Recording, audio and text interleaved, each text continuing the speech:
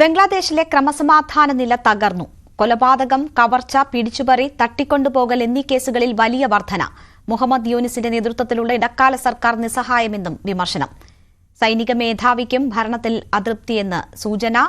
മനു ഭരത് വാർത്തയുടെ വിശദാംശങ്ങളുമായി ചേരുകയാണ്. മനു, എന്താണ് ബംഗ്ലാദേശിൽ നടക്കുന്നത്? ബംഗ്ലാദേശിൽ അത് പൂർണ്ണമായും ക്രമസമാധാന നില തകർന്നു എന്ന വിവരങ്ങൾ തന്നെയാണ് പുറത്തുവരുന്നത്. കഴിഞ്ഞ ഒരു മാസത്തിനിടെ പല കേന്ദ്രങ്ങളിലായി 35 കൊലപാതകങ്ങൾ നടന്നിരിക്കുന്നു. തട്ടിക്കൊണ്ടുപോകൽ, അതുപോലെ പിടിച്ചുപറി തുടങ്ങിയ കാര്യങ്ങൾ വർദ്ധിക്കുന്നു. ഈ ഘട്ടത്തിലാണ് സൈനിക മേധാവി തന്റെ അതൃപ്തി വ്യക്തമാക്കുന്നത്. ഈ ബംഗ്ലാദേശിൽ ഒറ്റക്കെട്ടായി നീങ്ങാത്ത ഒരു സാഹചര്യത്തിൽ വലിയ പ്രതിസന്ധിയിലേക്ക് നീങ്ങും എന്ന് അദ്ദേഹം പറയുന്നു. മറ്റൊരു പ്രധാന വിഷയം, സൈനിക മേധാവിക്ക് ചില അതൃപ്തികൾ ഇതിൽ ഉണ്ടായിട്ടുണ്ട്.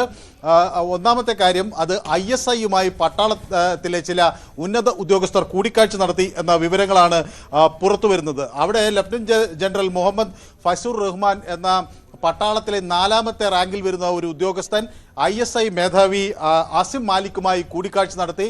ഇത് വലിയ അതൃപ്തിയാണ് പട്ടാള മേധാവി വക്കർ ഉസ് സമാന് ഉണ്ടാക്കിയിരിക്കുന്നത്. കാരണം തൻ്റെ സ്ഥാനം നഷ്ടമാകുമോ എന്നൊരു ആശങ്ക അദ്ദേഹത്തിന് ഉള്ളതായി ഇപ്പോൾ വിവരങ്ങൾ പുറത്തു വരുന്നു. അങ്ങനെ വന്നാൽ ഒരു പട്ടാള അട്ടിമറിക്ക് കാര്യങ്ങൾ നീങ്ങുമോ എന്ന സംശയം വലിയ തോതിൽ ബംഗ്ലാദേശിൽ ഉയരുകയാണ്. അപ്പോൾ പട്ടാളത്തിനിടയിലുള്ള ഐക്യമില്ലായ്മ ബംഗ്ലാദേശിനെ വലിയ തോതിൽ ബാധിക്കും എന്ന് വ്യക്തമാക്കുന്നു. മുഹമ്മദ് യൂനിസ് സർക്കാരിന് പ്രത്യേകിച്ചൊന്നും ചെയ്യാൻ കഴിയുന്നില്ല എന്ന വിമർശനങ്ങൾ ഉയരുന്നു.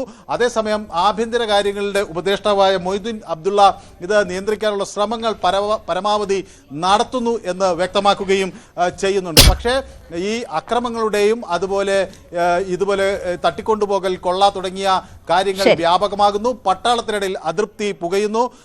ഈ ഘട്ടത്തിൽ ഒരു തെരഞ്ഞെടുപ്പിന് നേരിടാൻ ബംഗ്ലാദേശ് ഒരുങ്ങുമ്പോൾ അതിനു മുമ്പ് ഒരു പട്ടാള അട്ടിമറി ഉണ്ടാകുമോ എന്ന സംശയം വളരെ ശക്തി പ്രാപിക്കുകയാണ്. ഇടക്കാല സർക്കാരും നിസ്സഹായമാകുന്നു ബംഗ്ലാദേശിൽ എന്ന വാർത്തകളാണ്.